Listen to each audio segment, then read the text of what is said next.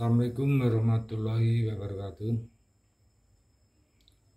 Selamat sore menjelang berbuka puasa ya. Kita sambil menunggu buka puasa, ada sedikit obrolan yang sekiranya perlu kita ketahui, yaitu beberapa hari yang lalu ada kabar bahwa Pak Sandiaga Uno, Menteri Pariwisata, itu pindah partai dari Gerindra ke P3. Nah, ini hal yang sangat mengejutkan sebetulnya bagi pengamat-pengamat politik, langsung berspekulasi. Ada beberapa hal yang banyak mendominasi di media massa.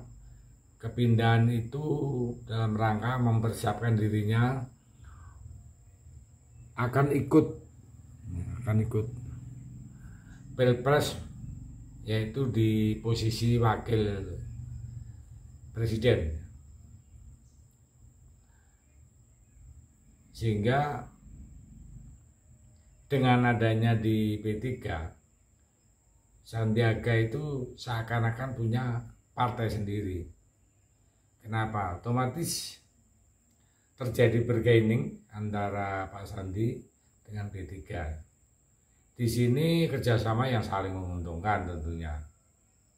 Kenapa?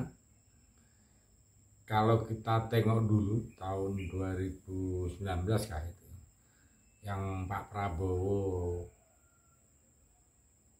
dijulukin dengan Jenderal Kardus itu kan, ada berita bahwa Sandiaga kan memberikan upeti ya, 500 miliar agar supaya jadi wakilnya. Begitu juga ini analisa-analisa yang berkembang seperti itu juga ya. Dari P3 mendapatkan dana bisa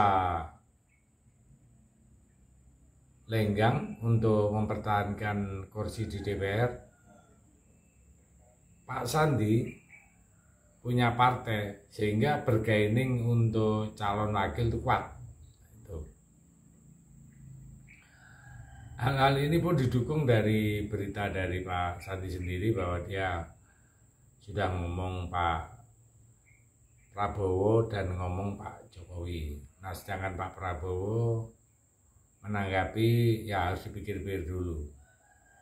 Nah, sekarang yang perlu mau kita ulas adalah kenapa Pak Sandi ngomong dengan Pak Jokowi. Nah, ini ya mungkin di sini orang beranggapan bahwa ngomong Pak Jokowi adalah karena masih status menteri, boleh. Tapi kita akan ulas lebih dalam masalah hubungannya dengan Pak Jokowi ya. Kepindahan Pak Sandiaga di P3 dengan Pak Jokowi. Namanya politik ya. Perlu kita ketahui Pak Jokowi itu betul-betul sebagai kingmaker ya untuk tahun 2004 ya.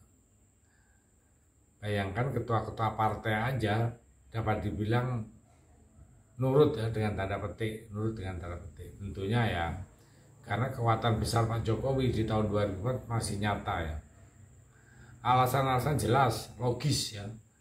Sebagai ketua-ketua partai kenapa nurut Pak Jokowi. Sampai saat ini Pak Jokowi itu masih ada 3 pilar ya, 3 kekuatan yang mendukung Pak Jokowi sehingga ketua-ketua partai itu banyak nurutnya. Yang pertama masih presiden. Tentu sekali yang namanya presiden kekuatannya luas sekali, pengaruhnya besar sekali, itu jelas. Terus yang kedua itu dicintai rakyat. Nah, bahasa dicintai rakyat ini kan harus ada data-data yang mendukung ya. Data yang mendukung ada survei. Pak Jokowi dicintai masyarakat atau rakyatnya ada 73%. Ini luar biasa. Rata-rata kalau presiden sudah mau akhir masa jabatannya itu cenderung sudah sudah nggak terlalu dipedulikan lah ya. Ini malah dicintai sekali. Hingga dua hal ini menurut saya perlu dipikirkan ya, dipikirkan untuk apa ya, untuk ikut atau untuk mendekat ya dengan Pak Jokowi. Nah, yang ketiga, Pak Jokowi masih punya tim solid yang namanya Projo.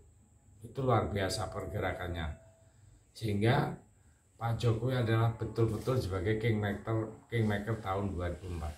Sekarang kita kembali ke topiknya. Topik apa hubungannya dengan Pak Sandi tadi? Jadi analisa-analisa yang berkembang, ya, analisa berkembang bahwa tahun 2024 itu ada kemungkinan itu ada tiga pasangan. Yang pertama yang kemungkinan sudah jelas, yaitu kubu koalisi perubahan yang akan mengusung Anies. Terus PDI itu ada dua, Puan atau Ganjar, tapi kemungkinan mengerucut ke Ganjar. Yang ketiga adalah Prabowo yang akan didukung dengan koalisi besarnya. Letaknya di mana ini hubungan dengan Pak Sandi? Ada kemungkinan besar bahwa PDI itu akan mengusung Ganjar berpasangan dengan Pak Sandiaga Uno. Ya. Ini kan strategi yang main catur yang handal. Ya. Kalau P3 itu diambil untuk pasangan dengan Pak Ganjar, otomatis PDI berjalan dengan P3. Yang koalisi besar tadi udah hilang satu, otomatis kekuatannya udah berkurang. Maka dari itu strategi ini menurut saya jitu